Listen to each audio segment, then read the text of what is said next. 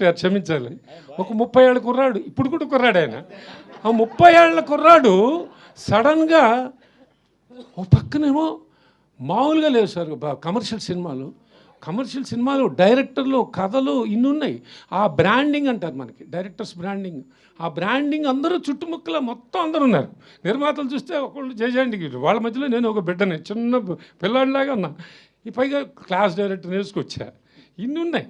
But Balu గారు చెప్పడం మాకు ఇంటర్వ్యూ దొరికింది. బట్ ఆయన కథను నమ్మి బాగుందండి మనం ఇంకొక సినిమా చేద్దాం అంటే ఒక్క క్షణం చాలుగా దానికి నో అంటానికి అందంగా సార్ తప్పకుండా చేస్తా సార్ అనొచ్చు.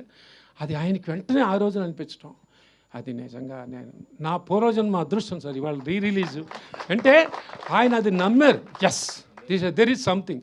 నేనేదైతే నమ్మానో ఏదో ఉంది, నాకు అర్థం అవుతుంది, అర్థం కావట్లేదు. నిజంగా సిన్సియర్గా చెబుతున్నాను సార్. నేను ఏదో పెద్ద అబ్బో ఇంగ్లీష్ సినిమాని అవపోసం పట్టి అదేం లేదండి. అది బాగున్నట్టుగా ఉంది సార్. ఒక థ్రిల్లింగ్ ఉంది కానీ ఏముంటుందో ఏదో ఉంది అంతే. ఏదో ఉందంటే నువ్వు మా బాలుగారు నువ్వు చెయ్యి, కొన్ని దశాబ్దాలు గుర్తుంటుందన్నాడు ఆ మహానుభావుడు. పైనుంచి ఆశీర్వాదం. నిజంగా నువ్వు ఇది గుర్తుంటుందా, నువ్వు ఎన్ని సినిమాలు చేస్తావో నాకు అనవసరం, తర్వాత ఏదైనా చెయ్యి అంటే ఇదే జరిగిందండి.